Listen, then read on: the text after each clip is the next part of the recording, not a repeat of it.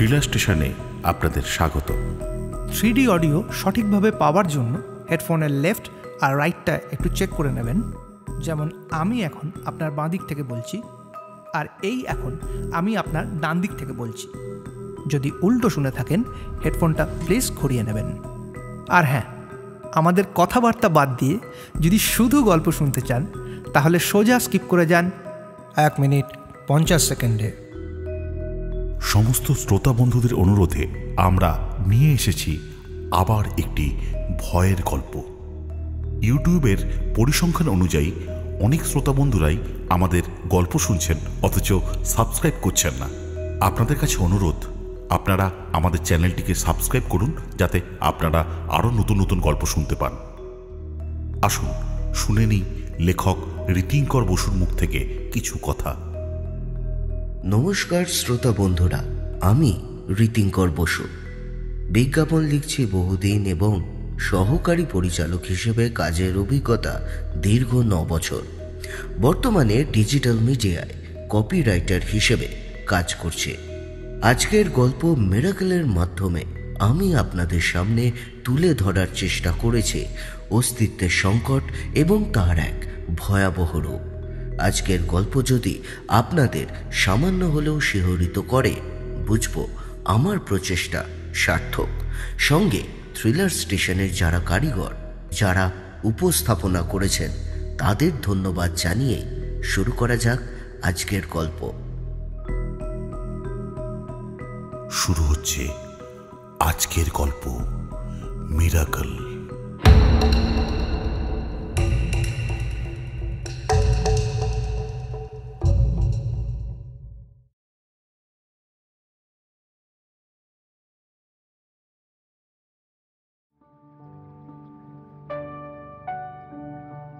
হঠাৎ করেই কিভাবে যেন সব ওলটপালট হয়ে গেল।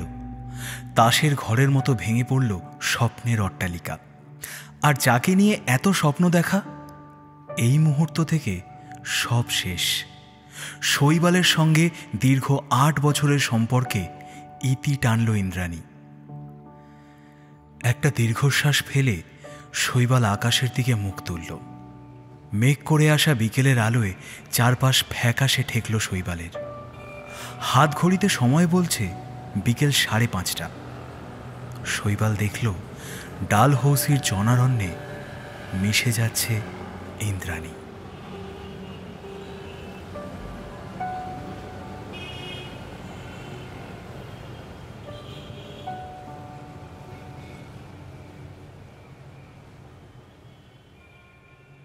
ইদানিং শৈবালের প্রেম পর্ব যে বেশ বিরক্তির পর্যায়ে যাচ্ছিল, সেটা ঠাড়ে ঠোড়ে দিন কয়েক হলো ইন্দ্রাণী বুঝিয়ে এসেছে। শৈবালও বুঝতে পারে ইন্দ্রাণী সেই আগের ইন্দ্রাণী নেই। গঙ্গার পার, ভিক্টোরিয়া, ময়দান মানে কলকাতার ছাপমারা প্রেম প্রীতির জায়গাগুলোয় যে ছটপটে ভাবটা ইন্দ্রাণীকে অনেক বেশি ঝলমলে করে রাখত, দিনে দিনে সেই ভাবটাই যেন মেঘ করে আসা বিকেলের মতো বিষণ্ণ হতে শুরু করল। কিন্তু শৈবালের পক্ষে যে ইন্দ্রাণীকে ভুলে যাওয়া অসম্ভব। আপন যদি দূরে চলে যায়, প্রত্যেকেরই মন ভাঙে। শৈবালের ক্ষেত্রেও সেটাই হলো। প্রথম ধাক্কা কিশোর বয়সে বাবাকে হারিয়ে। শৈবালের মা, তিনিও বেশ কয়েক বছর হলো গত হয়েছেন। এই মহানগরে শৈবালের আত্মীয় বলতে আর কেউ নেই। শৈবাল একা, একেবারে একা। আর এই একাকিত্ব যখন শৈবালকে প্রতিদিন একটু একটু করে গ্রাস করছিল, ঠিক তখনই ইন্দ্রাণী আসে শৈবালের জীবনে। ইন্দ্রাণীর সঙ্গে শৈবালের প্রথম দেখা একটা আর্ট এক্সিবিশনে। সময়টা ছিল দুপুরবেলা। সেদিনও শহরের আকাশ মেঘলা ছিল, আজকের মতো। দূর থেকে দূরে ইন্দ্রাণীর ক্রমশ হারিয়ে যাওয়া দেখতে দেখতে শৈবালের বুকের ভেতরটা মোচড় দিয়ে ওঠে। পরাজিত নায়কের মতো ময়দান ছাড়তে সে প্রস্তুত হয়। মেট্রোর টিকিট কেটে মেট্রোর জন্য অপেক্ষা করতে থাকে সে। মেট্রো আসলে মেট্রো ধরে শোভাবাজার নামে, তারপর হাঁটতে হাঁটতে বাড়ি ফিরে আসে। আর এই পুরো জার্নিতে শৈবাল চেষ্টা করে ইন্দ্রাণীর ফোন নাম্বারটা ভুলে যাওয়ার। মনের মধ্যে উল্টো পাল্টা নাম্বার গেঁথে বসানোর চেষ্টা করে সে, কিন্তু না, কিছুতেই পারল না। দিনের পর দিন পেরিয়ে যায়, তবু ইন্দ্রাণীর মুখ মাঝে মাঝেই ভেসে ওঠে শৈবালের চোখের সামনে। মনে হয় যা ঘটে গেল সত্যিই কি তা হওয়ার ছিল। ইন্দ্রাণীর চোখ টলটল করছিল জলে, তবু সত্যি কথাটা বলার জন্য সব বিষণ্ণতাকে পাশ কাটিয়ে দিচ্ছিল ইন্দ্রাণী। শৈবালও বুঝতে পারছিল শুধু ইন্দ্রাণীর মুখ থেকে না কথাটা শুনতে হবে। আর যাই হোক, এটা কোনোদিন খেয়ালে আনেনি বলেই বিশ্বাসের দেওয়ালটা ভেঙে যাচ্ছিল শৈবাল সেনগুপ্তর। এখন শৈবালের জীবনে কিলবিল করছে অসংখ্য স্মৃতি। ইন্দ্রাণী জীবিত, তবু দেখতে না পাওয়া বা ছুঁতে না পাওয়ার কারণে মৃত বাবা মায়ের মতো ইন্দ্রাণীকেও শৈবাল ঠেলে দিল সেই মৃতের দলেই। কিন্তু এমন তো হওয়ার ছিল না, একেবারেই ছিল না। তাহলে হঠাৎ এমন কি হলো ইন্দ্রাণীর?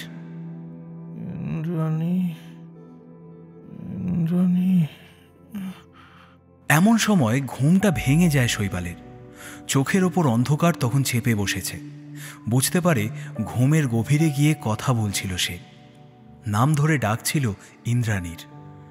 ভাবনার বহর দেখে সে নিজেই হেসে ওঠে, কিন্তু হাসিটা চোখের কোণে জলের মতো জমা হয়।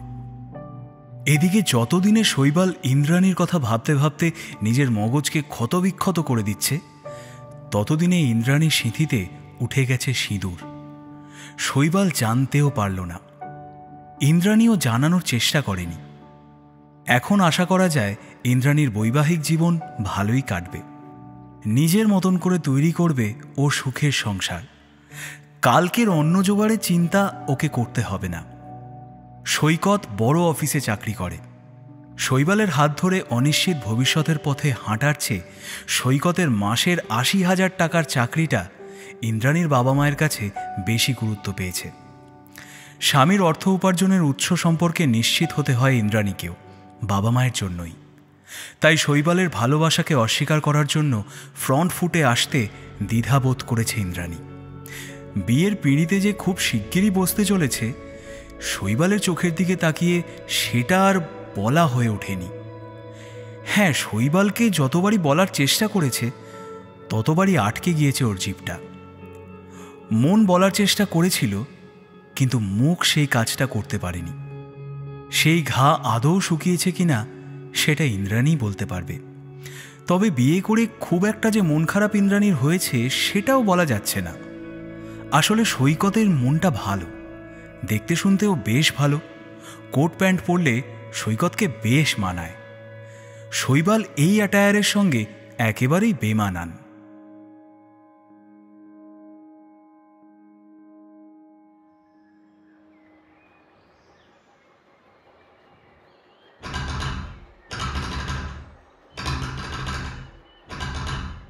হঠাৎ কড়া নাড়ার শব্দে ঘুমটা ভেঙে যায় শৈবালের। দরজা খুলে দেখল অতনু সান্যাল দাঁড়িয়ে, ঠোঁটে একটা সূক্ষ্ম হাসির রেখা। সকালবেলায় হঠাৎ এসে হাজির হয়েছেন শৈবালের বাড়ি। একটা বেসরকারি ফার্মের বড় পদে রয়েছেন, লেখালেখির চর্চা করেন, আর্ট নিয়ে একটু আধটু মাথা টাথা ঘামান। শৈবালের সঙ্গে আলাপ এক্সিবিশনে, যে এক্সিবিশনে শৈবাল প্রথম চিনেছিল ইন্দ্রাণীকে। একটা সময় সান্যালের সঙ্গে মাঝে মধ্যে দেখা হয়েছে শৈবালের, তাই মুখটা মনে পড়ে গেল। কিন্তু সান্যাল আজ হঠাৎ এতদিন পর?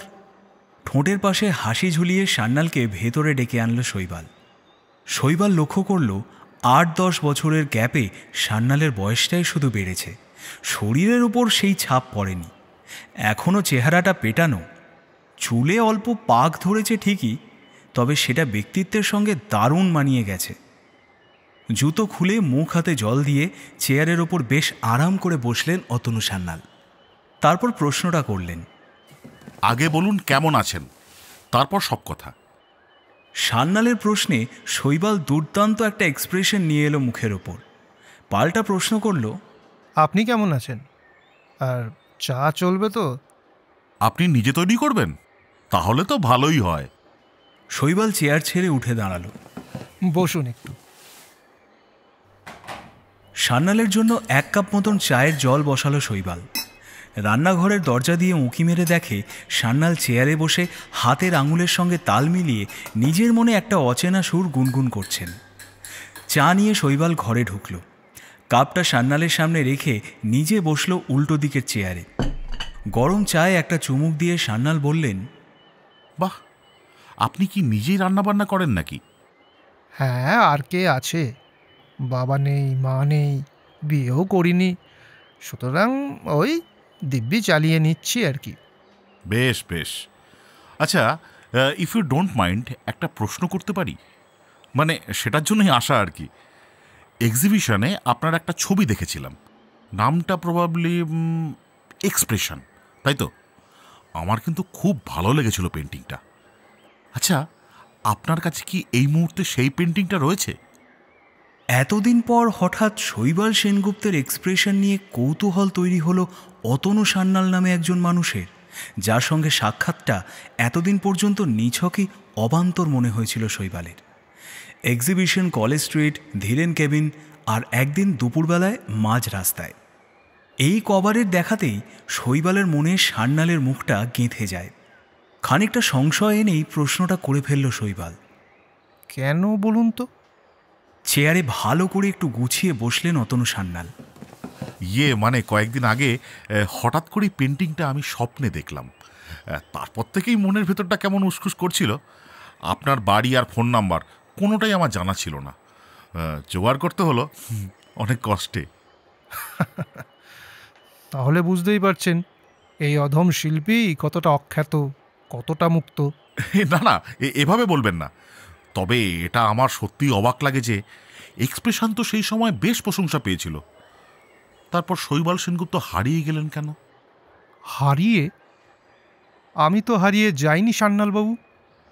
হারিয়ে গেলে কি আর আমাকে খুঁজে পেতেন? নিশ্চয়ই নয়। দেখুন, কষ্ট করে হলেও তো পেয়ে গেলেন। যে হারিয়ে যায় বা হারিয়ে যেতে চায় তাকে খুঁজে পাওয়া যায় না। আমি মানুষের ভিড়ে মিশে গেছি মাত্র। শৈবালের কথাগুলো শুনে সান্যাল কিছুক্ষণ এক দৃষ্টিতে চেয়ে থাকলেন শৈবালের দিকে। আপনাকে বেশ ক্লান্ত মনে হচ্ছে, মুখের উপরে স্ট্রেসের ছাপ। আচ্ছা, আপনি কি কোনো সমস্যার মধ্যে রয়েছেন? সমস্যা? না, সমস্যার মধ্যে নেই। তবে হ্যাঁ, নিজের জন্য এবার একটু সময় বের করা প্রয়োজন। নিজের বলতে যেখানে শুধু নিজেই থাকব, চারপাশটা একদম অচেনা হবে। কয়েকদিনের জন্য এই ধুলো ধোঁয়ার হাত থেকে রেহাই পেতে চাই। যদি ঘুরতে যেতে চান তবে উত্তরবঙ্গে একটা ব্যবস্থা করতে পারি। বাহ, তাহলে তো ভালোই হয়। আচ্ছা, টাকা পয়সা কেমন খরচা হবে? আমার অবস্থা তো দেখছেনই। শৈবালের আর্থিক সীমারেখা টেনে দেওয়ার ব্যাপারটা সান্যাল বুঝতে পারলেন। সে নিয়ে আপনাকে চিন্তা করতে হবে না। আচ্ছা, আপনি কি আমাকে একবার ওই ছবিটা দেখাতে পারবেন? দেখতে পেলে আমি হয়তো কিনেও নিতাম নিজে। সত্যি বলতে কি সান্যালবাবু, ছবিটা এই মুহূর্তে আমার কাছে নেই। তবে একজনের ঠিকানা আপনাকে দিতে পারি, সেখানে যোগাযোগ করুন। আপনার ছবি এখন আপনার কাছে নেই? তার মানে কাউকে বিক্রি করে দিয়েছেন? না না, বিক্রি করিনি। একজন চেয়েছিলেন, তাকে উপহার হিসেবে দিয়ে এসেছিলাম। মনে হলে আপনি তার থেকে নিয়েও আসতে পারেন। আমাকে কোনো টাকা পয়সা দেওয়ার প্রয়োজন নেই। শৈবাল এমন নিষ্পৃহ কেন, সান্যাল ঠাহর করতে পারলেন না। কিছুক্ষণ শৈবালের মুখের দিকে চেয়ে থেকে বললেন, আচ্ছা, ফোন নাম্বারটা কি পাওয়া যাবে? বলে পকেট থেকে মোবাইল বের করলেন সান্যাল। ওর নম্বর তো আমার জানা নেই। সে কি, ভারী অদ্ভুত লোক তো আপনি। আচ্ছা, আপনার নাম্বারটা আগে বলুন। ক্ষমা করবেন, মোবাইল আমি ব্যবহার করি না, আর ল্যান্ডলাইনটা কয়েকদিন হলো খারাপ হয়ে গিয়েছে। আচ্ছা, লোকমশাই তো আপনি আজকের দিনে দাঁড়িয়ে মোবাইল ব্যবহার করেন না, বাইরের বিশ্বের কাছে নিজেকে এক্সপোজ করেন না। অদ্ভুত লাগছে তো। বাদ দিন, আপনাকে ওর বাড়ির ঠিকানাটা বলে দিচ্ছি, লিখুন। ইন্দ্রাণী চট্টোপাধ্যায়, 64/1। ঠিকানাটা লিখে নিয়ে সেদিনের মতো অতনু সান্যাল বিদায় নিলেন।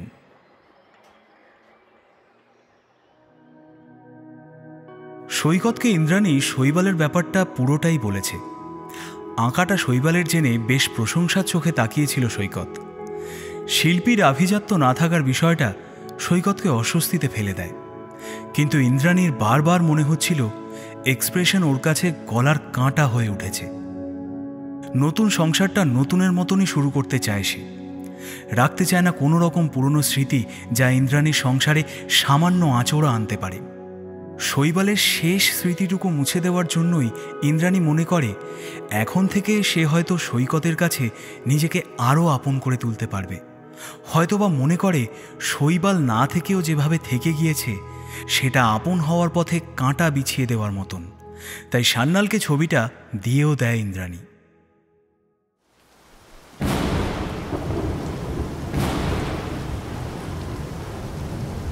সেদিন সন্ধ্যে থেকেই শুরু হয়েছে বৃষ্টি। চারপাশের আবহাওয়া ঠান্ডা। যত রাত বেড়েছে তত মানুষের যাতায়াত কথা বলা কমে এসেছে। পাড়ার কুকুরগুলো হয়তো কাক ভেজা অবস্থায় কোনো আশ্রয় পেয়ে শুয়ে রয়েছে গুটিসুটি মেরে। শৈবালের ঘুমটা ভেঙে গেল বাজ পড়ার শব্দে। তখন বৃষ্টির রাত অনেকটাই গভীর। বিছানার ঠিক পাশের জানলাটা খোলা, সামনেই মাঠ, আর মাঠ ঘিরে গা ঘেঁষাঘেঁষি করে দাঁড়িয়ে রয়েছে অন্যান্য বাড়িগুলো। বাজটা মনে হয় পড়ল এই মাঠেই। চমকে উঠে যতক্ষণে মাঠের দিকে শৈবাল তাকিয়েছে ততক্ষণে বাজের শব্দে কান ঝালাপালা হওয়ার জোগাড়। শৈবাল জানলা দিয়ে দেখতে পেল অন্ধকারের মধ্যে দু একখানা স্ট্রিট ল্যাম্পের হলদে আলোর আভায় পাড়াটা কেমন ভুতুড়ে চেহারা নিয়েছে। না, ভুতুড়ে শব্দটা হয়তো ভুল। অদ্ভুত এক রহস্য নেমে এসেছে বৃষ্টি ভেজা দুলাল চন্দ্র উদ্যানে।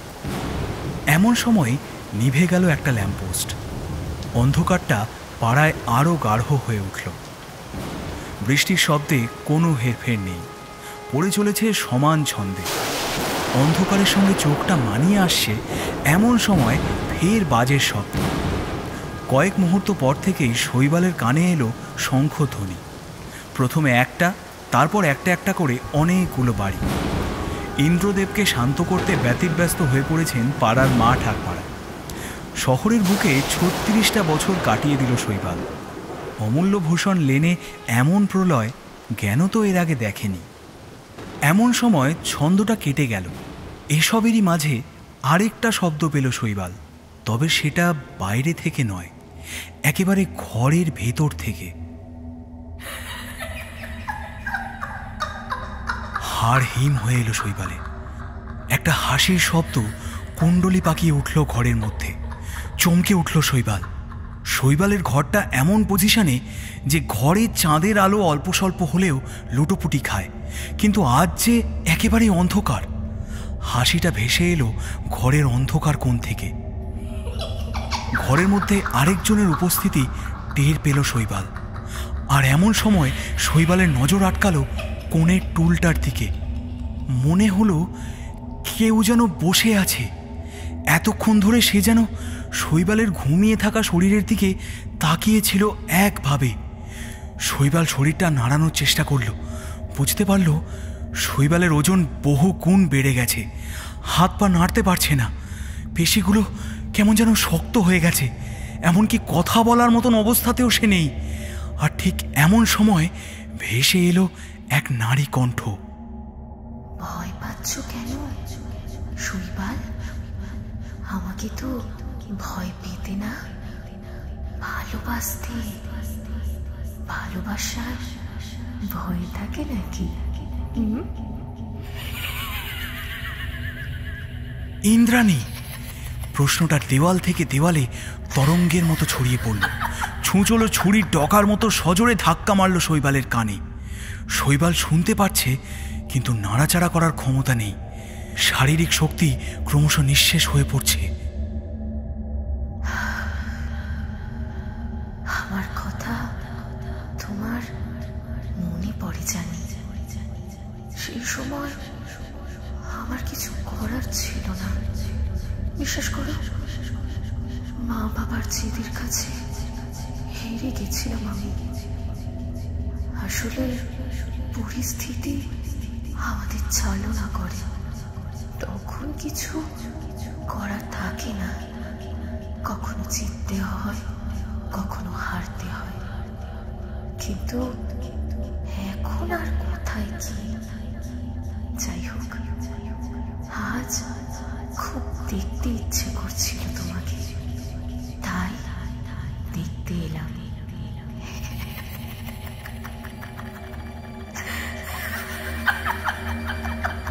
শৈবাল দেখল ইন্দ্রাণী কথাগুলো বলে টুল ছেড়ে উঠে দাঁড়ালো। শরীরটা দেখা যাচ্ছে না ঠিকই, তবু অন্ধকারে ওর অবয়বটা বোঝা যাচ্ছে। এক পা করে ইন্দ্রাণী এগিয়ে আসতে থাকলো শৈবালের কাছে। শৈবালের মনে হলো মৃত্যু যেন প্রেতিনীর মতো এগিয়ে আসছে ওর দিকে। আর এমন সময় ঝলসে উঠল আকাশ, আর সেই ঝলসে ওঠা আলোয় শৈবাল দেখতে পেল ইন্দ্রাণীর মুখটা একেবারে রক্ত শূন্য। ঘাড়ের কাছে দুটো ফুটো রক্ত বেরোচ্ছে ফিনকি দিয়ে।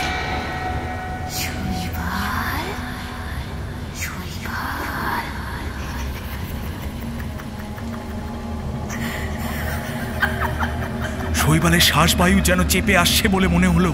দুটো অদৃশ্য হাত যেন শৈবালের গলা চেপে ধরেছে। আর এমন সময় সদর দরজায় জোরে জোরে কড়া নাড়ার শব্দ। শরীরটা আপ্রাণ নাড়ানোর চেষ্টা করলো শৈবাল, কিন্তু পারল না। তারপরেই একটা চরম ঝাঁকুনি। চোখ খুলতেই বুঝতে পারলো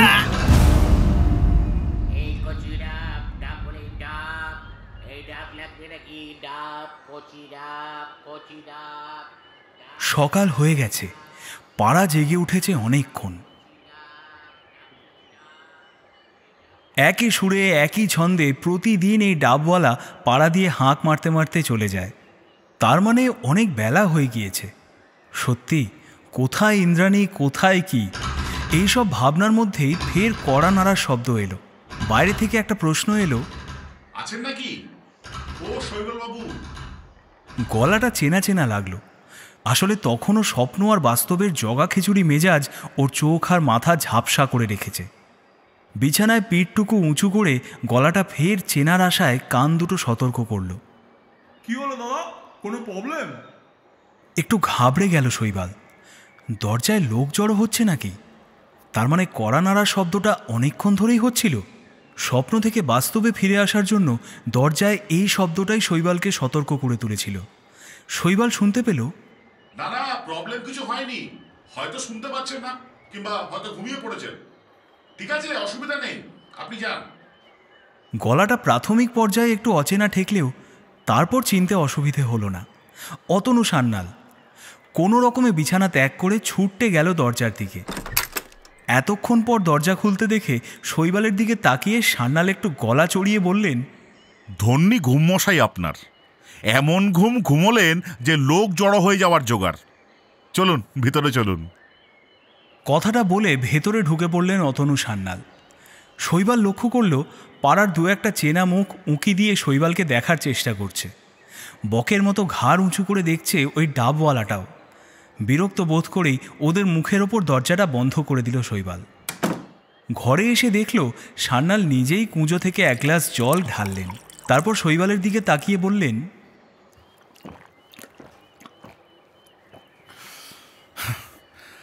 আপনাকে ডাকতে ডাকতে গলা শুকিয়ে গেছিল, মনে ভয় ধরিয়ে দিয়েছিলেন মশাই। শৈবালের চোখে তখনও ঘুম ঘুম জড়ানো ভাব রয়ে গিয়েছে।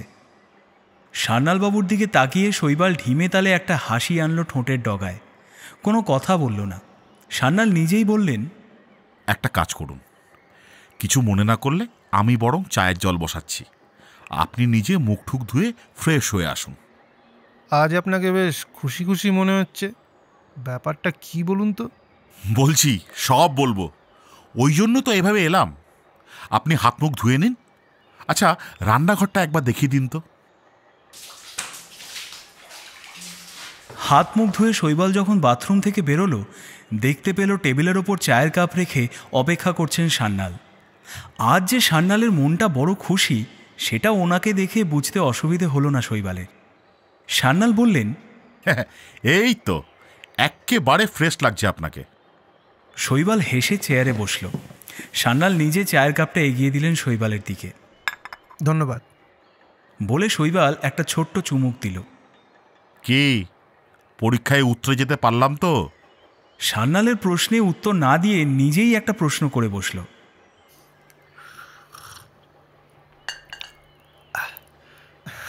বলুন এবার, এত উত্তেজনা কিসের সকাল সকাল? I got your expression.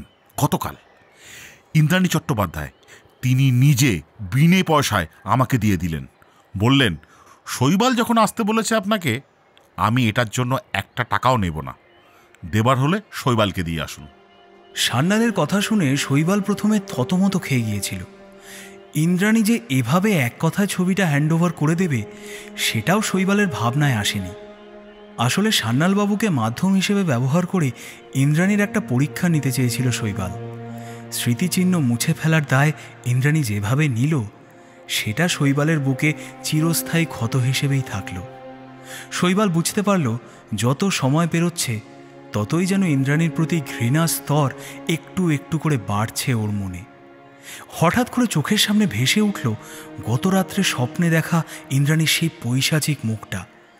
যদিও এখন আর ভয়ের জন্ম হলো না। ক্ষীণ হাসির রেখা টেনে শৈবাল বলল, ভাগ্যিস আপনার হাতে এলো। সান্যাল একটু হেসে জামার বুক পকেট থেকে উঁকি মারা সাদা খামটা শৈবালের সামনে রাখলেন। ইশারায় দেখতে বললেন শৈবালকে। টাকার অঙ্কটা দেখল শৈবাল, খুব একটা খারাপ নয়।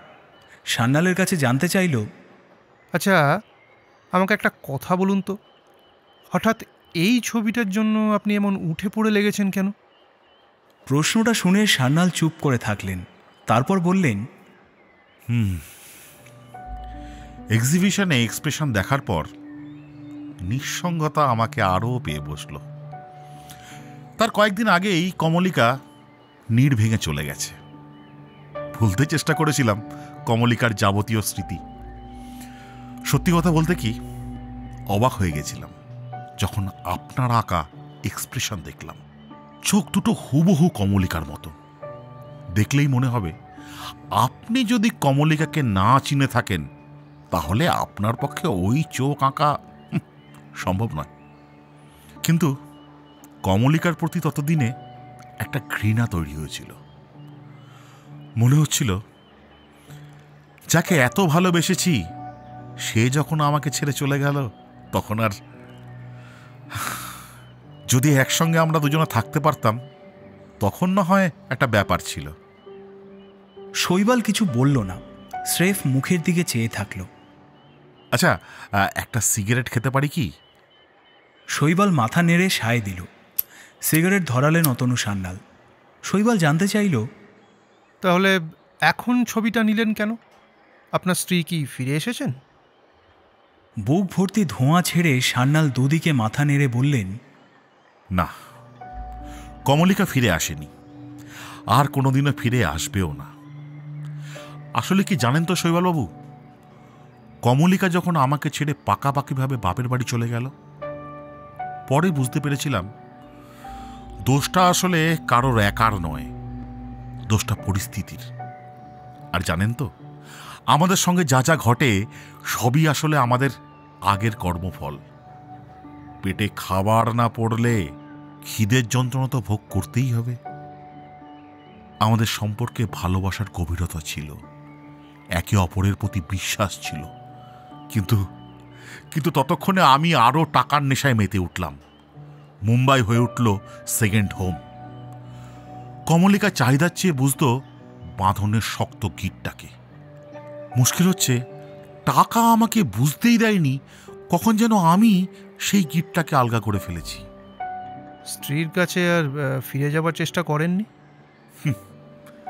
টাকার গন্ধ পাননি তো, তাই জানেন না। সব ভুলে যাবেন। এটা যত ভালো ততটাই খারাপ।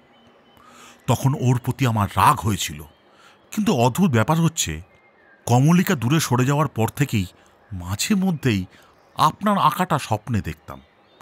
কেন জানি না, ততবারই ওই চোখ দুটো যেন কমলিকার কথাই মনে করিয়ে দিত। ঠিক করেছিলাম, অনেক তো হলো রোজগার, সামনের মাসে আমাদের অ্যানিভার্সারি, চুকিয়ে দেব যাবতীয় মান অভিমানের পালা। উপহার হিসাবে কমলিকাকে গিফট করব এক্সপ্রেশন। ভেবেছিলেন কেন? 3 সপ্তাহ হলো কমলিকা এক্সপায়ার করে গেছে। কথাটা যেভাবে সান্যালবাবু থ্রো করলেন, শৈবালের বুকে সেটা মৃদু হলেও ধাক্কা দিল। শৈবালকে চুপ করে যেতে দেখে সান্যালবাবু বললেন, ব্লাড ক্যান্সার, আমি টাকার পেছনে ছোটা বন্ধ করে দিয়েছি শৈবালবাবু। স্বেচ্ছা অবসর নিয়েছি অফিস থেকে।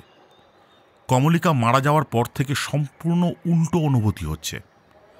আমি ভেতরে ভেতরে ওকে নিয়ে আরও বেশি বিব্রত হয়ে পড়ছি। কমলিকার অ্যাবসেসটা নিতে পারছিলাম না। তাই ঠিক করলাম এই ছবিটা আমি আমার নিজের কাছে রেখে দেবো। ওকে তো ওর জীবদ্দশায় কোনো গুরুত্ব দিইনি, এখন দিতে চাইছি ভেবে হাসি পায় আমার। শৈবাল এই ছবির পরিবর্তে একটি কপর্দক গ্রহণ করবে না বলে ঠিক করে নিয়েছে। এখন সে এই প্রসঙ্গটা যত তাড়াতাড়ি ঘুরিয়ে দিতে পারে ততই মঙ্গল। তাই সান্যালের দিকে শৈবাল চেক সমেত খামটা এগিয়ে দিল।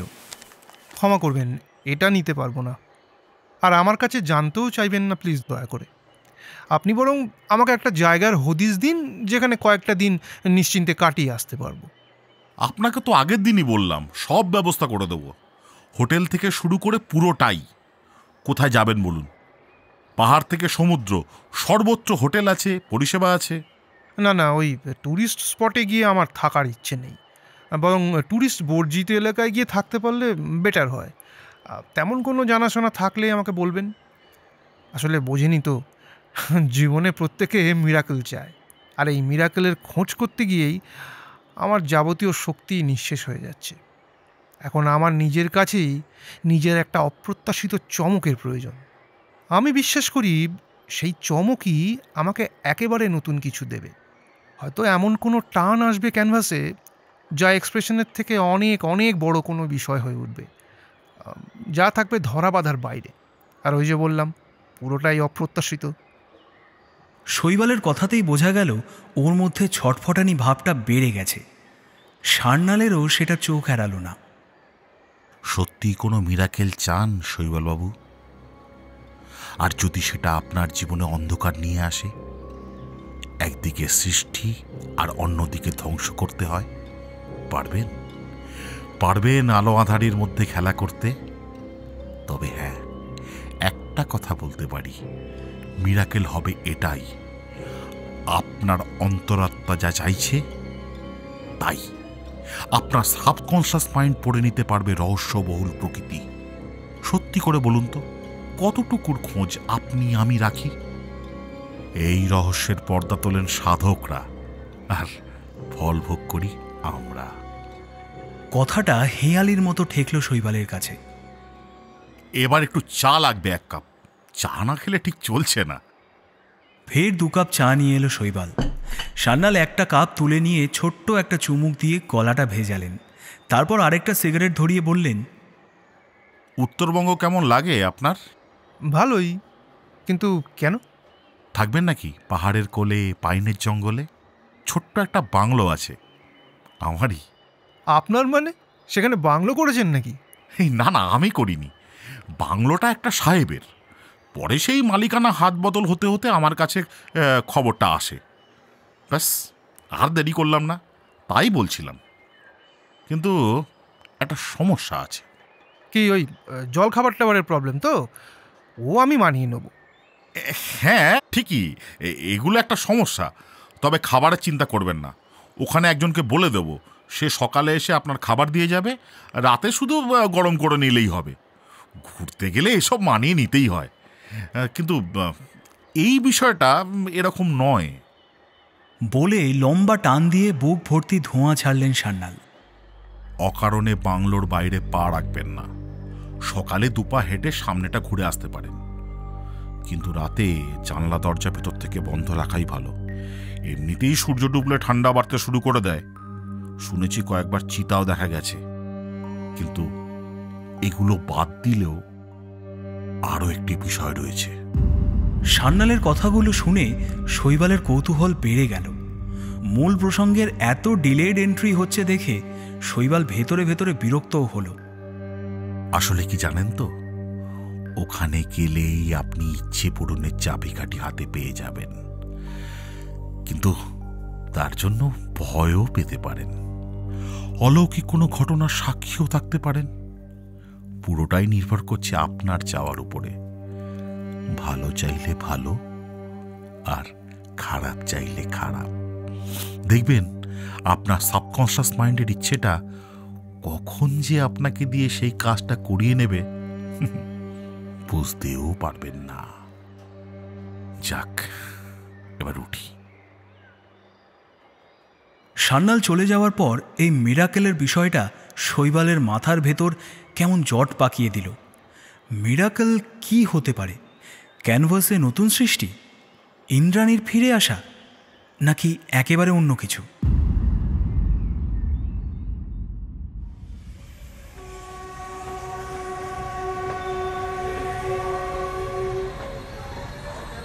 বত্রিশ দিনের মাথায় যখন সব গুছিয়ে শৈবাল ট্রেনে উঠল, তখনও এই বিষয়ে বিন্দুমাত্র জ্ঞান ছিল না শৈবালের। শুধু কৌতূহলের বশেই শৈবাল যাত্রা শুরু করল উত্তরবঙ্গের উদ্দেশ্যে।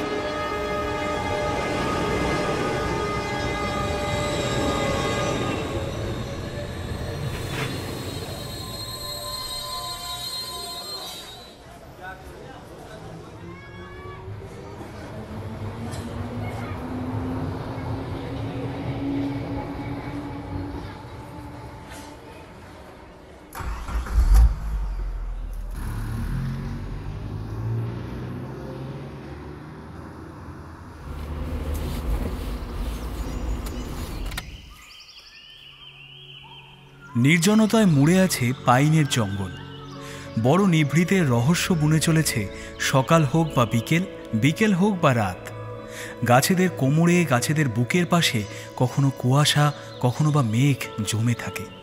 হিম হিম আবহাওয়া সারাক্ষণ, স্যাঁতস্যাঁতে বৃষ্টি নামে যখন তখন। এমন আবহাওয়ার প্রেমে পড়তে ইচ্ছে করবে যে কারুর। সান্যালও প্রেমে পড়েছিলেন, তাই কিনে নিয়েছিলেন জঙ্গলের মধ্যে এই কাঠের ছোট্ট বাংলোটা। আজ শৈবালকে ঠেলে দিলেন সেইখানেই। মাঝে মধ্যে নিজেকে বড় অদ্ভুত মনে হয়। অদ্ভুত থেকে চারপাশের সংসারকে, শয়ে শয়ে মানুষ, তাদের লক্ষ লক্ষ প্রতিশ্রুতি, প্রতিশ্রুতির মধ্যে রাজনীতি, অর্থনীতি, কত কিছু।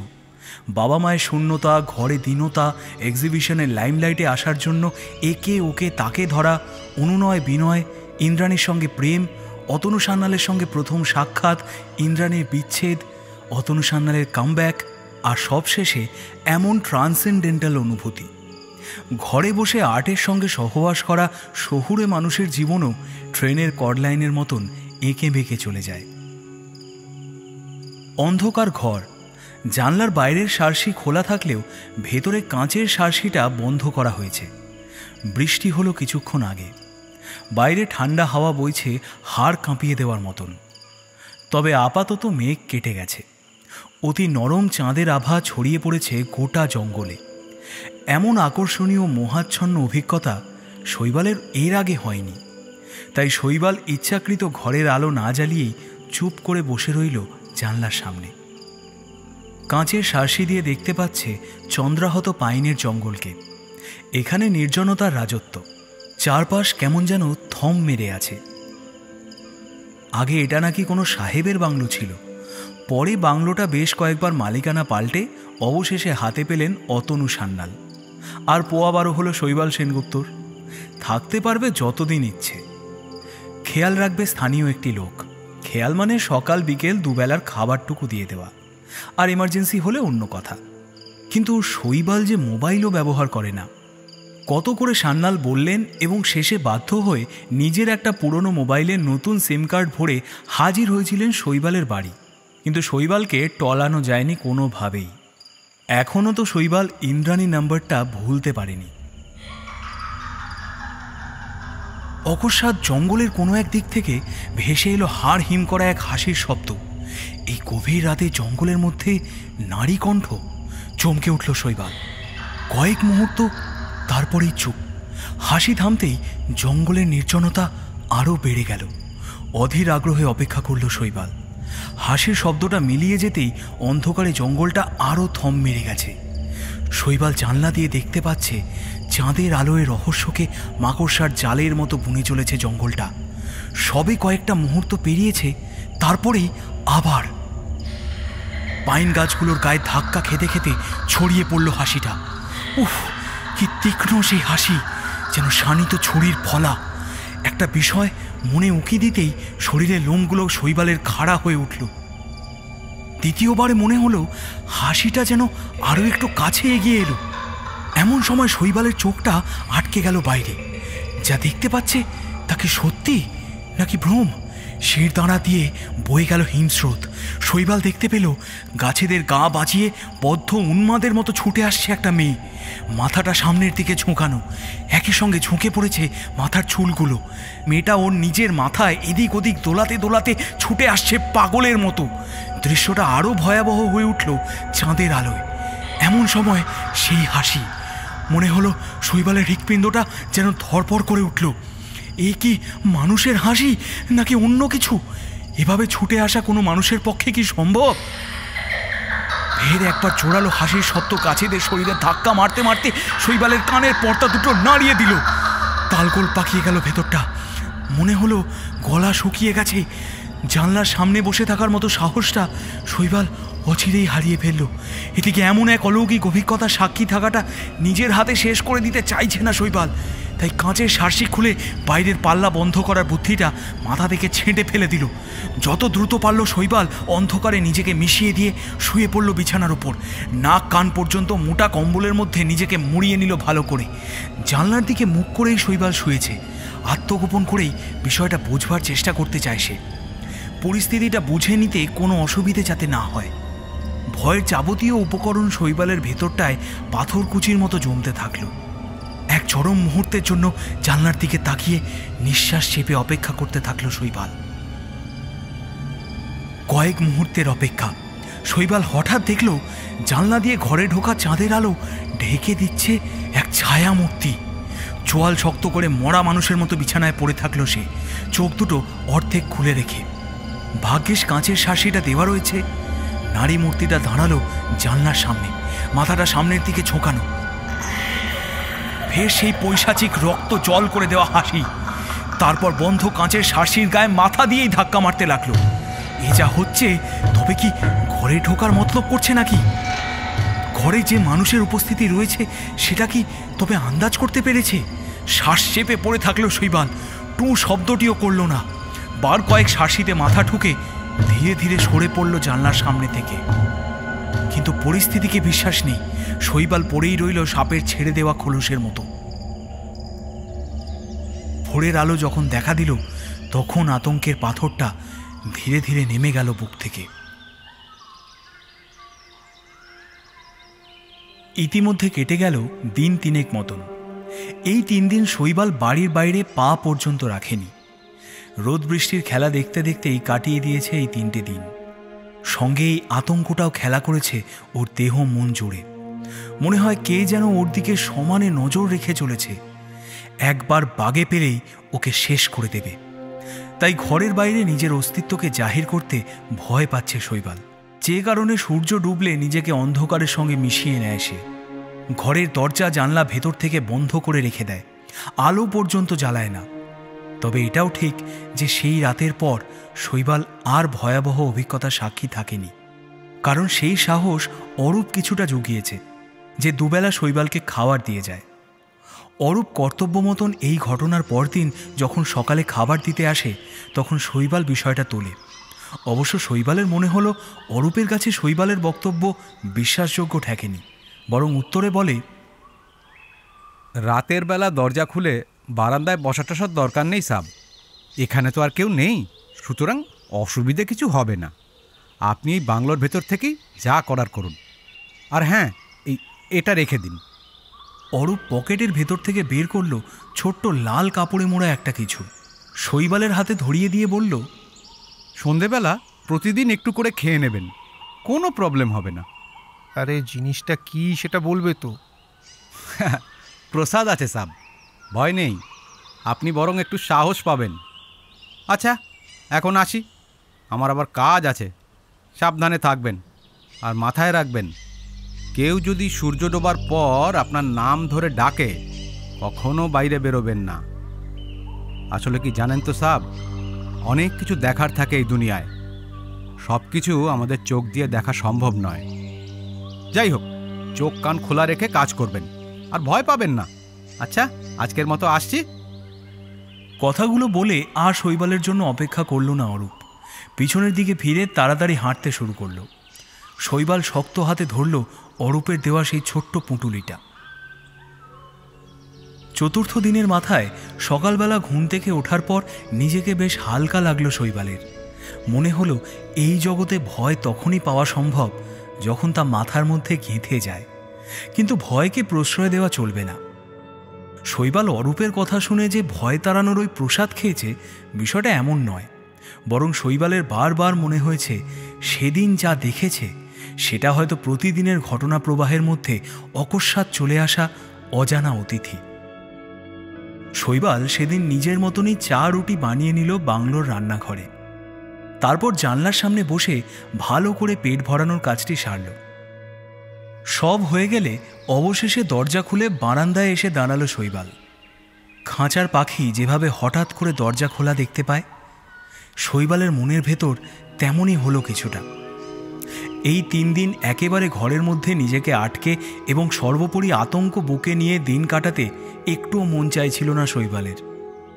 আতঙ্কের পারদ আগের থেকে বরং কিছুটা কমেই এসেছে, আর সেই কারণেই বাইরে রোদ গায়ে মাখার জন্য শৈবাল বারান্দায় এসে দাঁড়ালো। কাঠের তৈরি এই ছোট্ট বারান্দার দুদিকে 2টি সিঁড়ির মতন রয়েছে। সিঁড়িগুলো কয়েক ধাপ নিচের দিকে নেমে গিয়ে মাটির সঙ্গে আটকে রয়েছে। আজ আবহাওয়াটা অন্য দিনের মতন স্যাঁতস্যাঁতে নয়, এমনকি জলভাবটাও একেবারে উধাও, তবে ঠান্ডা রয়েছে। গাছগুলোর ফাঁক দিয়ে রোদ পড়ছে পাইনের জঙ্গলে। আশপাশ থেকে হাওয়ায় দুলে ওঠা পাতার শব্দ, এদিক ওদিক থেকে হঠাৎ হঠাৎ শুনতে পাওয়া পাখির কুজন, প্রকৃতির এক অন্তর্ভেদী ডাক। এক দৃষ্টিতে বেশ কিছুক্ষণ জঙ্গলের দিকে মুখ করে দাঁড়িয়ে রইল শৈবাল। ওর দৃষ্টি যেভাবে আটকে আছে তাতে মনে হচ্ছে শৈবাল মনোযোগ দিয়ে হয়তো কিছু একটা দেখছে। ওর চোখ দুটো কিছু একটা অনুসরণ করছে। শৈবাল ধীরে ধীরে এগোতে লাগলো জঙ্গলের দিকে। খেয়ালই রইল না যে বাংলোর মেন গেটটা তখনও খোলা। শৈবাল জঙ্গলের গভীরে যত ঢুকতে থাকলো ততই যেন এই অরণ্য ওকে গিলে খেতে লাগলো। শৈবালের হয়তো হুঁশ নেই, কেমন যেন ঘোরের মধ্যে চলে গেছে। সূর্যের আলোটা যেন অনেক কমে এসেছে। জঙ্গলের মধ্যে নীরবতা যেন প্রকট হয়ে উঠেছে। চারিপাশ থেকে পাইনের জঙ্গল যেন গোলক ধাঁধার মতো ওকে গিলে খেতে চাইছে। শৈবাল এক পা করে এগিয়ে যেতে থাকলো অরণ্যের গভীরে, আরও গভীরে।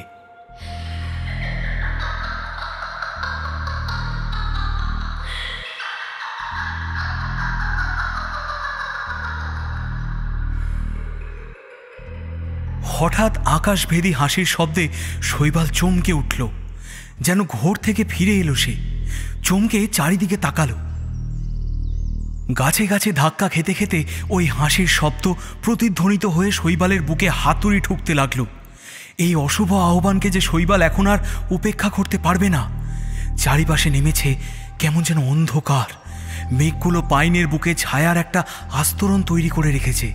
এদিকে ওদিকে যেদিকেই সে তাকায় সব যেন এক মনে হতে লাগলো। কোন দিক থেকে শৈবাল এই গভীর অরণ্যে ঢুকে পড়েছে সেটা সে ঠাহর করতে পারল না। অসহায়ের মতন নিজেকে এই জঙ্গলের কাছে সমর্পণ করে দাঁড়িয়ে থাকলো শৈবাল। আর এমন সময় গন্ধটা নাকে এলো, কিন্তু কিসের গন্ধ সেটা বুঝতে পারল না। প্রথমে মনে হলো কোনো বুনো ফুলের গন্ধ হতে পারে, কিন্তু তারপর গন্ধটা যত উগ্র হতে শুরু করলো ততই অস্বস্তিটা বাড়তে শুরু করলো শৈবালের। আর এমন সময় শুনতে পেল খানিক দূর থেকে পা ঘষতে আসার মতন শব্দ। শৈবালের রোমকূপ খাড়া হয়ে উঠল। একদিকে অজানা আতঙ্ক আর অন্যদিকে অজানা আকর্ষণ ওর পা দুটোকে মাটির সঙ্গে আটকে রেখে দিয়েছে। শৈবালের বুঝতে অসুবিধে হলো না পা ঘষার শব্দটা পিছন দিক থেকে আসছিল। ক্রমশ সেটা কাছে আস্তে আস্তে একেবারে থামল ওর ঠিক পেছনে এসেই। শৈবাল ভয়ে চোখ দুটো বন্ধ করে দিল। আর যাই হোক, এর মুখোমুখি হওয়ার মতন স্পর্ধা শৈবালের নেই। একই সঙ্গে শৈবালের বুঝতে অসুবিধে হলো না এই মুহূর্তে যে পেছনে এসে দাঁড়িয়েছে সেটা আর কেউ নয়, ওই কালকের উন্মাদ নারী।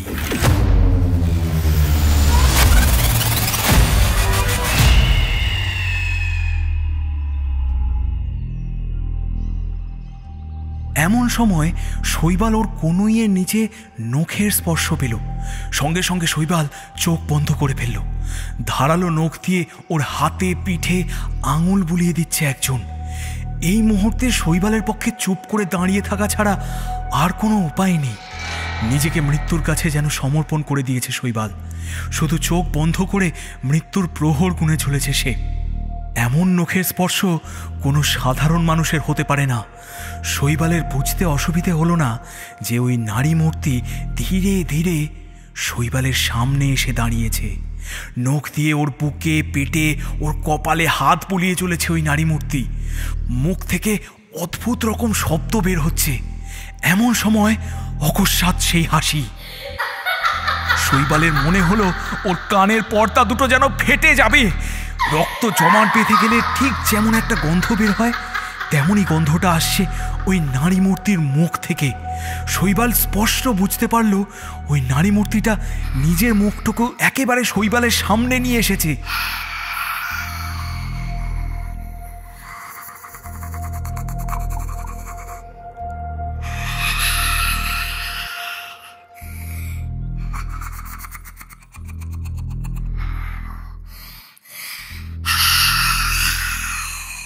শৈবাল বুঝতে পারল এই ঠান্ডার মধ্যেও গোটা শরীর জুড়ে খেলে বেড়াচ্ছে ভয়, আতঙ্ক। কপাল থেকে টপ টপ করে ঘাম পড়ছে। আর তখনই ওর গোটা শরীরটা ঘিন ঘিন করে উঠল। একটা জিভের স্পর্শ। ওর কপাল থেকে সমস্ত ঘাম চেটে নিল জিভটা। এই জিভ কোনো সাধারণ মানুষের হতে পারে না। বাঘের জিভে যেমন একটা ধারালো ভাব থাকে যেটা মাংস তুলে নেওয়ার জন্য যথেষ্ট, এই জিভের স্পর্শ যেন তেমনই ধারালো। শৈবাল বুঝতে পারল ওর কপালটা অসম্ভব জ্বালা করছে। ওর ভেতর তোলপাড় হয়ে যাচ্ছে, শুধু বাইরেটা নিথর। এখন প্রতিটা সেকেন্ড শৈবালের কাছে যেন এক একটা ঘন্টা মনে হচ্ছে। আর এমন সময় শৈবালের সারা শরীর জুড়ে যেন খেলে গেল তীব্র ব্যথার একটা ঝলক। মনে হলো ওর ঘাড়ের কাছে দুটো আলপিন ফুটল। শৈবালকে চেপে ধরে ওই নারী মূর্তিটা রক্ত চুষতে শুরু করে দিয়েছে। মাথার শিরা উপশিরায় ছড়িয়ে পড়ল যন্ত্রণা। আশপাশ ঝাপসা হয়ে আসছে কেমন। ছটফট করছে শরীরটা, ছটফট করছে শরীরটা। শুরু হয়ে গেছে নিজের মৃত্যুর প্রহর গোনা। শেষ একটা চেষ্টার জন্য শৈবাল সর্বশক্তি দিয়ে আস্ফালন করলো। ঠেলে সরিয়ে দিল নারী মূর্তিটাকে। চোখ খুলে দেখলো চেহারাটা। বয়সের কোনো গাছ পাথর নেই। মাথার চুল ধবধবে সাদা। গোটা মুখ জুড়ে শুধু রক্তের দাগ। বুড়িটা হাসছে।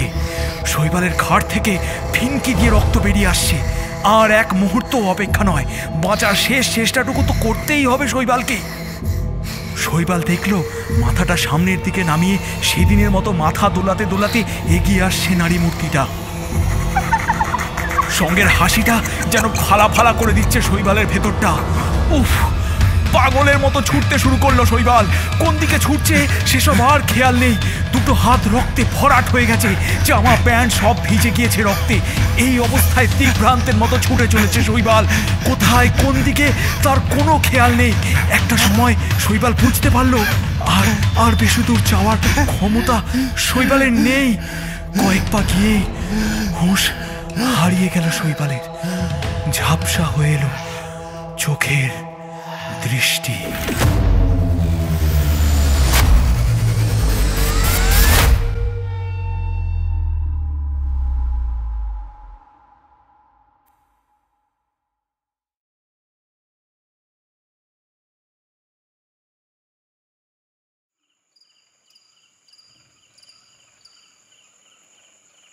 শৈবালের যখন জ্ঞান ফিরল তখন সে বাংলোর বিছানায় শুয়ে।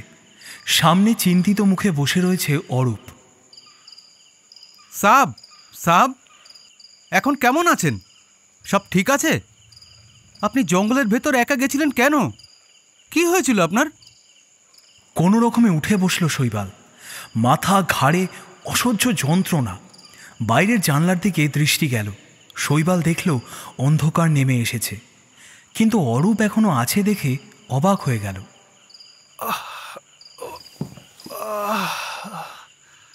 তুমি এখানে? একটু জল দিতে পারবে অরূপ? তড়িঘড়ি এক গ্লাস জল এনে দিল অরূপ। এক ঢোকে জলটা খেয়ে নিল শৈবাল। আমি সকালবেলা এসে দেখলাম দরজা একেবারে খোলা, আপনি নেই। তখনই কেমন যেন সন্দেহ হলো। আমি আর অপেক্ষা করিনি, জঙ্গলের মধ্যে আপনাকে খুঁজতে শুরু করলাম। কিছুটা গিয়ে দেখি আপনি অজ্ঞান হয়ে পড়ে রয়েছেন। ও, আর আর রক্ত? হ্যাঁ, রক্ত? রক্ত কোথায় সাব? কি বলছেন আপনি? শৈবাল দেখল, না, শরীরে তো রক্তের কোনো ছিটে ফোঁটাও নেই। তাহলে যে তখন শৈবালের সারা শরীর দিয়ে রক্ত ঝরছিল, ওই ঘটনা তো আর চোখের ভ্রম বলে উড়িয়ে দেওয়া যায় না। আর এখানে থাকতে ইচ্ছে করল না শৈবালের। মনে হলো যত তাড়াতাড়ি বাড়ি ফেরা সম্ভব ততই মঙ্গল। শৈবাল অরূপের দিকে তাকিয়ে একটা কথাই বলল, শোনো, আমি কালকে বাস ট্রেন যা পাই ধরে নেব। আমাকে খুব তাড়াতাড়ি বাড়ি ফিরতে হবে। কিন্তু আপনি এই অবস্থায়? না না, আর একটাও কথা নয়, ফিরতে হবে মানে ফিরতেই হবে। সৌভাগ্যবশত বাসে কলকাতায় ফেরার টিকিট পরদিনই পেয়ে গেল শৈবাল। এই গোটা রাস্তায় শৈবালের বুকের ভেতরটা কেমন যেন ঢিপ ঢিপ করছিল। মনে হচ্ছিল আশেপাশে যত মানুষ আছে তাদের মধ্যে থাকলে হয়তো নিজেকে আড়াল করে রাখতে পারবে। আর যতই হোক, নিজের বাড়িতে থাকলে শরীরে একটা আলাদা শক্তি আসে, মনটাও আরও ধীর স্থির হয়। শিলিগুড়ি থেকে যখন রাতের বাস ধরল, তখনও বাসের সব সিট ভর্তি হয়নি। শৈবালের সিটটি পড়েছিল মাঝামাঝি জায়গায়। জানলার ধারে বসে রাত থেকে ভোর হওয়া দেখল শৈবাল। বাসের দুরন্ত চাকার সঙ্গে কি তাড়াতাড়ি আলো ফুটে উঠল আকাশে। সকালবেলা পাড়ায় ঢোকার মুখে দেখা হয়ে গেল পাড়ার প্রবীণ প্রতিবেশী বিবেকানন্দ সমাদ্দারের সঙ্গে। কি শৈবাল, আঁকা টাকা ঠিকঠাক চলছে তো? হ্যাঁ হ্যাঁ জেঠু, সবই ঠিকঠাক চলছে। তা শুনেছ তো, রেশন কার্ডটা আবার নাকি ওই ডিজিটাল নাকি সব করে দিচ্ছে। তো খোঁজ খবর নিয়ে নিও। খোলা বাজারে জিনিসপত্রের যা দাম বেড়েছে। তা কোথাও গিয়েছিলে নাকি? হ্যাঁ, আমার এক বন্ধু উত্তরবঙ্গে বাড়ি করেছেন, ওই সেখানেই দুদিন কাটিয়ে এলাম। আচ্ছা, আমি এখন যাই, বুঝলেন, খুব খিদে পেয়েছে, ক্লান্তিও লাগছে। হ্যাঁ হ্যাঁ হ্যাঁ, যাও যাও যাও, তোমায় আর আটকাবো না। ও আচ্ছা, একটা কথা, ওই আমার নাতির ব্যাপারটা একটু খেয়াল রেখো, কেমন?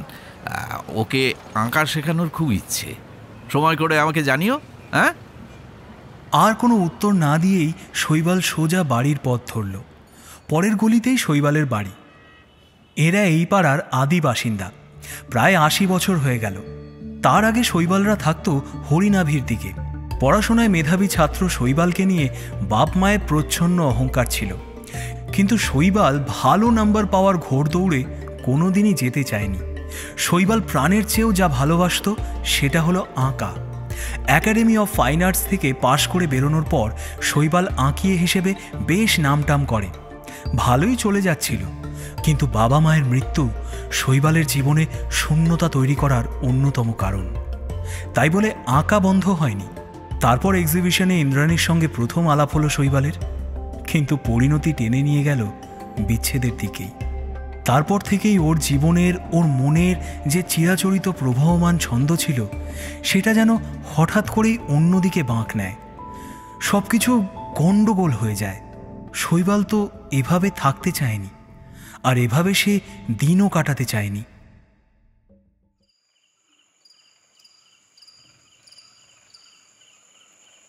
যখন ঘুমটা ভাঙল তখন মধ্যরাত। এতক্ষণ সে মৃতের মতো পড়েছিল বিছানায়। এমন গাঢ় ঘুম বহু রাত শৈবাল ঘুমায়নি। সেই দুপুরবেলা স্নান করে কোনো রকমে ২-১ গাল ভাত মুখে দিয়েছে। দু চোখের পাতা তখন বেশ ভারী হয়ে এসেছিল। কোনো রকমে বিছানায় গা এলিয়ে দেয় শৈবাল। তারপর আর খেয়াল ছিল না।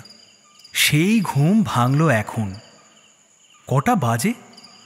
শৈবালের ঠিক উল্টো দিকের বাড়িতে একটা পুরনো ঘড়ি আছে। সেই ঘড়ির ঢং ঢং শব্দে শৈবাল সময়টা ঠাওর করতে পারল। বিছানা আঁকড়ে গুম মেরে পড়ে রয়েছে শৈবাল। এমন সময় কর্পোরেশন থেকে দেওয়া জঞ্জালের বালতি ঘাঁটতে গিয়ে আকস্মিক পদস্খলনের ফলে একটি বিড়াল চেঁচিয়ে উঠল। দেখা দেখি চেঁচিয়ে উঠল পাড়ার কুকুরগুলো। হঠাৎ করেই বেড়াল কুকুরগুলোর নরক গুলজার বসে গেল পাড়ায়, কখনো একটানা, আবার কখনো থেমে থেমে। শৈবাল যেদিকে মাথা দিয়ে শুয়েছিল সেদিকেই রয়েছে জানলাটা। শীত, গ্রীষ্ম, বর্ষা শৈবাল মাথার দিকের জানলাটা খোলাই রেখে দেয়। ল্যাম্পপোস্টের ঘোলাটে আলো এসে ঢুকছে অন্ধকার ঘরে। মৃদু হাওয়ায় কেঁপে কেঁপে উঠছে জানলার পর্দা। কানে বেড়াল কুকুরের চিৎকার এতটাই জোরে ধাক্কা মারতে শুরু করলো যে বাধ্য হয়ে উল্টো দিকে পাশ ফিরে শুল শৈবাল। কানের ওপর বালিশটা চাপা দিয়ে দিল। কিছুক্ষণ শুয়ে থাকার পর শৈবাল বুঝতে পারল ওর পেটটা কেমন গুড়গুড় করছে। আসলে অনেকক্ষণ খালি পেটে থাকার কারণেই এটা হচ্ছে। ইচ্ছে না থাকলেও খিদের তাগিদে বিছানা থেকে শৈবাল উঠল। ভালো করে জলের ঝাপটা দিতেই ঘুমটা জলের সঙ্গে ধুয়ে গেল চোখ থেকে। তারপর এগিয়ে গেল রান্নাঘরের দিকে। পুরনো সব কাঠের তাক, বিস্কুট, চানাচুর, মুড়ি সব এই জারগুলোয় সাজানো রয়েছে। এটা ওটা যাই দেখে কিছুই যেন ভালো লাগে না। চানাচুরের কৌটো থেকে একগাল চানাচুর নিয়ে মুখে দিতেই ওয়াক থু করে ফেলে দিল শৈবাল। জঘন্য বিস্বাদ। কিন্তু এই চানাচুরটা তো শৈবালের বরাবরই প্রিয়। তবে আজ কি হলো? পাশেই বিস্কুটের জার। একটা বিস্কুট মুখে দিতেই মনে হলো এখন আর এইসব ভালো লাগছে না। সে অন্য কিছু খেতে চাইছে। ভেতরে এক খিদে ওকে অস্থির করে তুলেছে। এদিকে পেটটাও টনটন করে উঠছে। মাথাটা কেমন যেন ঝিমিয়ে যেতে শুরু করলো। আর এমন সময় রান্নাঘরে ডাক দিল একটা ছুঁচো।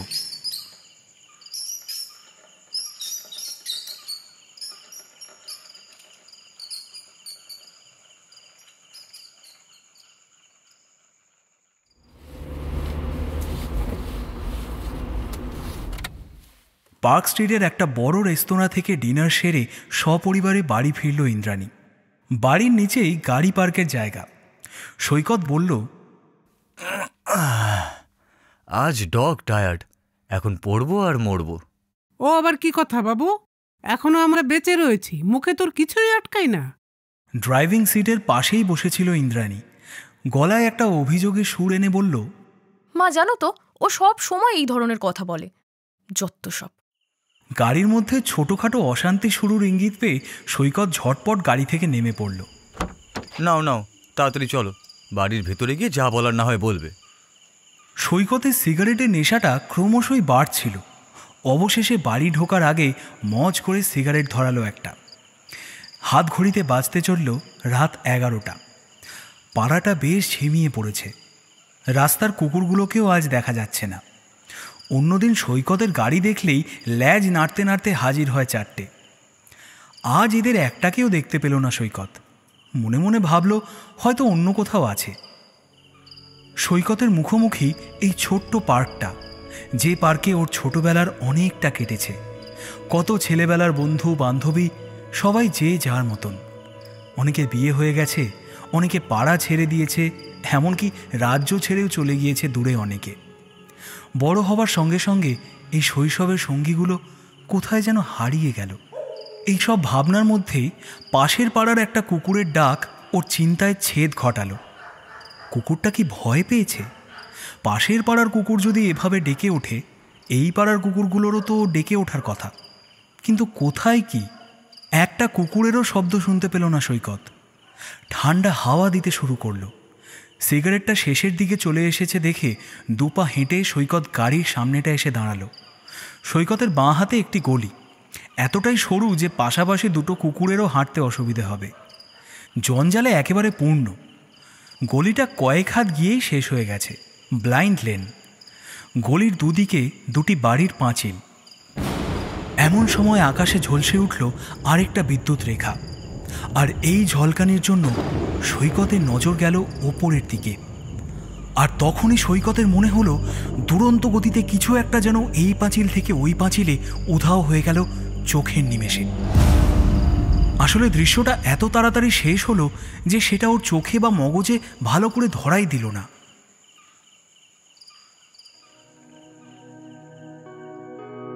সকালবেলা উঠে হাঁটতে বেরোনো সৈকতের অভ্যেস।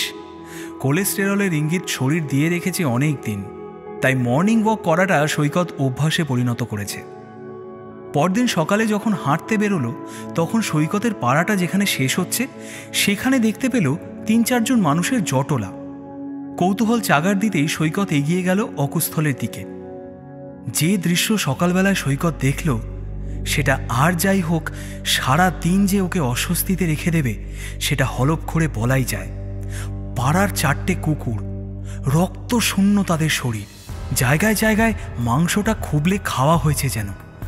দৃশ্যটা মানুষের হলে যত ভয়ঙ্কর হতো, কুকুরের ক্ষেত্রে অবশ্য অতটা হলো না। তবে পাড়ায় এমন একটা ঘটনার খবর ছড়িয়ে পড়তে খুব একটা সময় লাগলো না।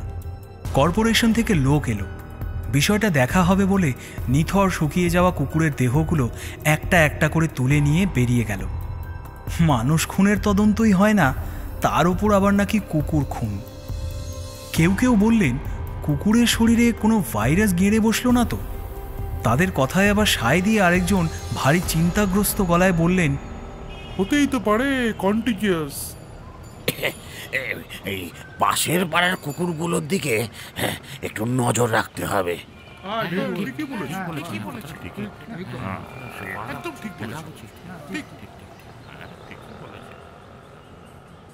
ঘটনাস্থল থেকে ততক্ষণে বাড়ি ফিরে এসে অফিস বেরোনোর তোড়জোড় করছিল সৈকত।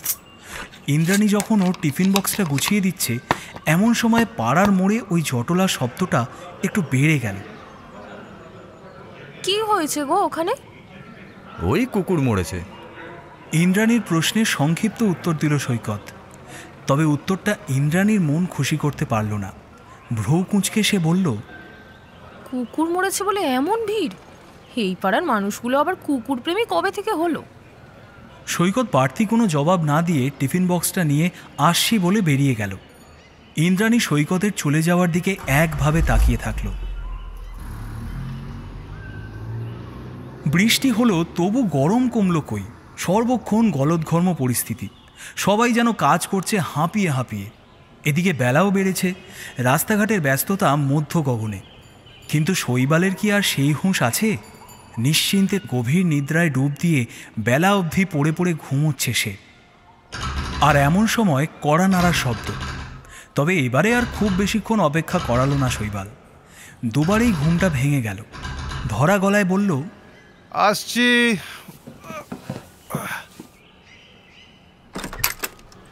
দরজা খুলে দেখল অতনু সান্যাল দাঁড়িয়ে, ঠোঁটে একটা সূক্ষ্ম হাসির রেখা। কি ঘুমোচ্ছিলেন এখনো? হ্যাঁ, ওই আর কি। আসুন, ভেতরে আসুন, মুখে চোখে একটু জল দিই। তাহলে এবারেও চা আমি তৈরি করি? হ্যাঁ, নিশ্চয়। অতনু সান্যাল নিজেই রান্নাঘরের দিকে চলে গেলেন। শৈবাল বাথরুমে ঢুকল। সান্যাল চা নিয়ে রেডি, সামনের চেয়ারে বসল শৈবাল। সান্যাল মিটমিট করে হাসছে শৈবালের দিকে তাকিয়ে। আরে, হাসছেন যে? সান্যাল নিজের চায়ের কাপটা তুলে নিলেন আর এক হাতে ইশারা করলেন শৈবালকে। তারপর একটা ছোট্ট চুমুক দিয়ে বললেন, আপনাকে বলেছিলাম ভয় পেতে পারেন, মনে হচ্ছে সেটাই সত্যি হয়েছে। কি ভয় পেয়েছেন তো? দেখুন, ইচ্ছে কি পূরণ হয়েছে আমার জানা নেই, তবে ভয় পেয়েছি। কে ছিল বলুন তো ওখানে?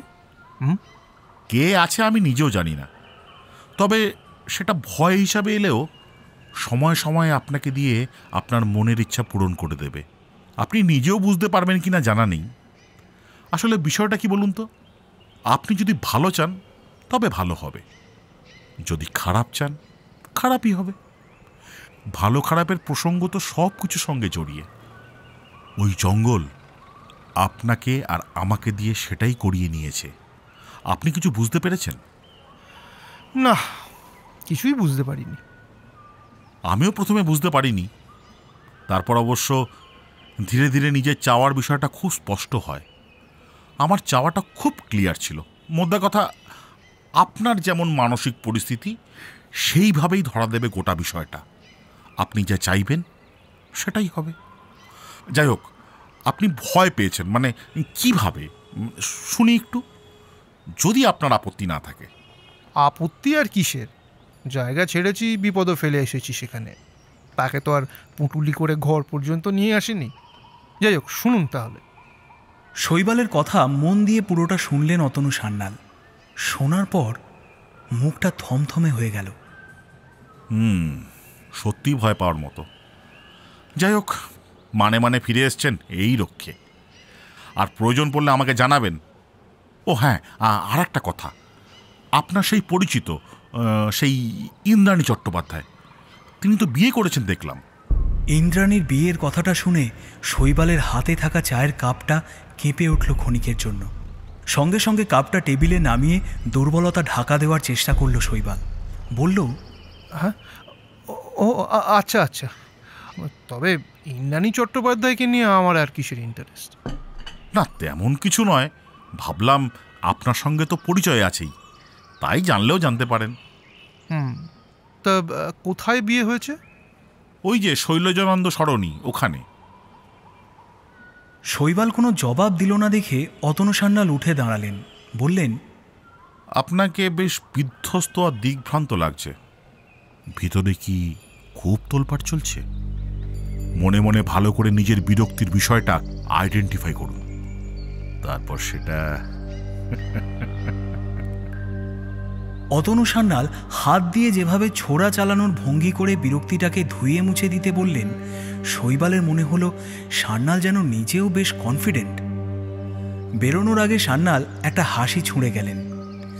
একটা বিষয় চোখে পড়তেই শৈবাল চমকে উঠল। সান্যালের সদন্ত দুটো যেন কিছুটা লম্বাটে মনে হলো, ঠিক স্বাভাবিক মানুষের মতো নয়। সান্যাল বেরিয়ে যাওয়ার পর শৈবাল আর অপেক্ষা করল না, শটান ঢুকে গেল নিজের আঁকার ঘরে। না, ইদানিং সকালবেলা আর খিদে বিষয়টা শৈবালকে তেমন উত্ত্যক্ত করে না। সকালে ঘুম থেকে উঠলেও ওর মনে হয় পেটটা বেশ ভর্তি হয়ে রয়েছে, যে কারণে সকালবেলা রান্নাবান্নার পাট একেবারে চুকিয়েই দিয়েছে শৈবাল। সারাদিন আঁকাআঁকির মধ্যেই নিজেকে ব্যস্ত রাখে সে। ঘুম আর ক্যানভাস শৈবালের চোখে যেন মিলেমিশে একাকার হয়ে যায়।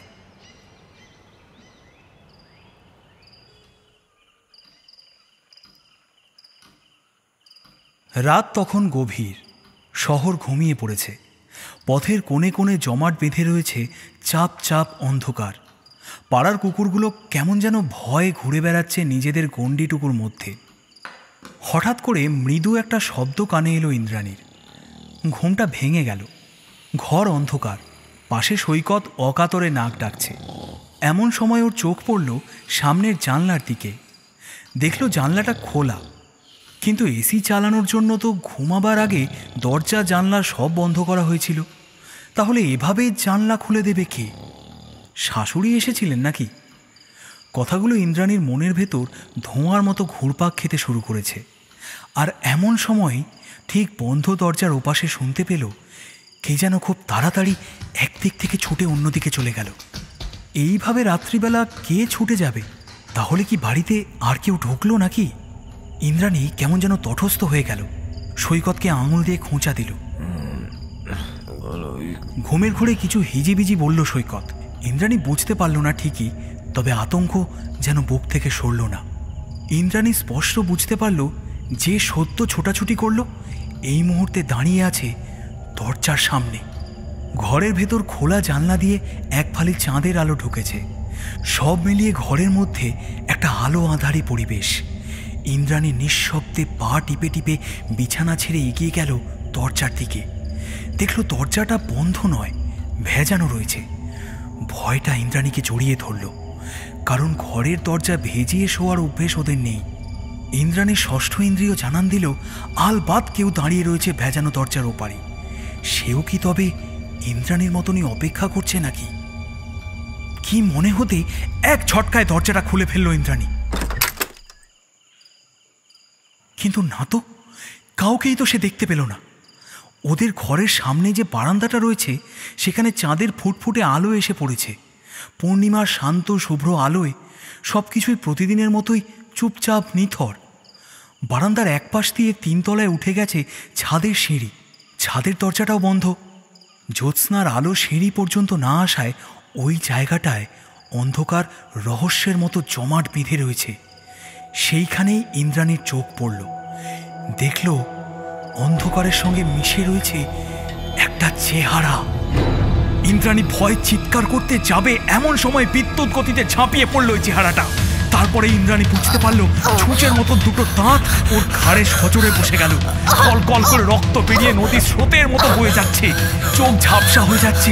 শেষবারের মতন ওই চেহারাটাকে নিজের চোখে দেখার চেষ্টা করলো ইন্দ্রাণী, কিন্তু বুঝতে পারলো ক্রমশ ওর যাবতীয় শক্তি নিঃশেষ হয়ে যাচ্ছে। দেখলো একটা মুখ ওর ঘাট থেকে বেরিয়ে আসা রক্ত এক টানা খেয়ে চলেছে। রক্তটা খেতে খেতে একবার মুখ তুলে আকাশের দিকে তাকালো ওই চেহারাটা। ইন্দ্রাণীর চোখ মুখ রক্ত শূন্য হয়ে পড়ছে। জ্যোৎস্নার আলোয় ধোয়া বারান্দায় মুখটা দেখতে পেল ইন্দ্রাণী। এই মুখ ইন্দ্রাণী কোনো দিন ভুলতে পারবে না, কিন্তু যা দেখছে তাকে সত্যি সদন্তগুলো যেন ধারালো সূচের মতো লম্বা হয়ে নেমে এসেছে অনেকটা, দাঁতে মুখে ভর্তি রক্ত। আর এই রক্ত পান করেই যেন নিজের শরীরের যাবতীয় ক্ষুধা তৃষ্ণা মিটিয়ে নিচ্ছে ইন্দ্রাণীর প্রাক্তন প্রেমিক শৈবাল সেনগুপ্ত। কিন্তু ততক্ষণে যে ইন্দ্রাণীর সকল শক্তি উধাও হয়ে গিয়েছে, ওর শরীরটাও ধীরে ধীরে নিস্তেজ হয়ে পড়ল জ্যোৎস্নার আলোয়।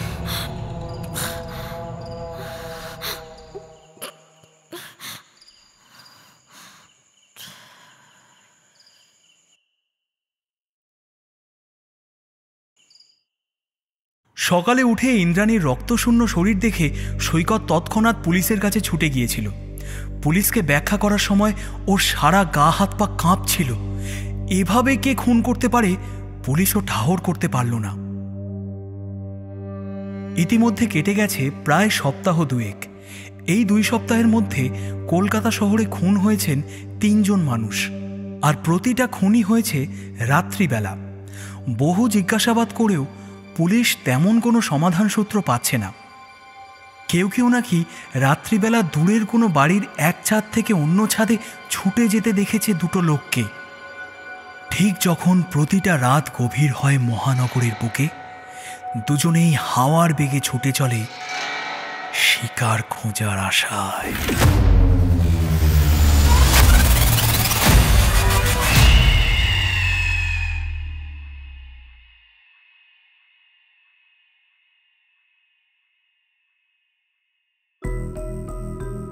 এতক্ষণ শুনছিলেন ঋতিঙ্কর বসুর লেখা গল্প মিরাকল। গল্পের উপস্থাপনায় এবং পাড়া প্রতিবেশীর ভূমিকায় আরজে সৌভিক, শৈবালের ভূমিকায় বাবু, অতনু সান্যাল ডাবালা এবং প্রতিবেশীর ভূমিকায় আমি রাজীব, ইন্দ্রাণীর ভূমিকায় এবং অশরীরীর ভূমিকায় মৌমিতা, ইন্দ্রাণীর মায়ের ভূমিকায় কাজল সরকার, সৈকতের ভূমিকায় বুবাই, বিবেকানন্দ সমাদ্দারের ভূমিকায় দেবাশিস সেনগুপ্ত, অরূপের ভূমিকায় পার্থ। আমাদের এবারের পোস্টার ডিজাইনে সবুজ। গল্পটা কেমন লাগলো কমেন্ট করে অবশ্যই আমাদের জানাবেন, আর অবশ্যই সাবস্ক্রাইব করবেন আমাদের নতুন গল্প শোনার জন্য। দেখা হবে পরের গল্পে। সঙ্গে থাকুন, শুনতে থাকুন থ্রিলার স্টেশন।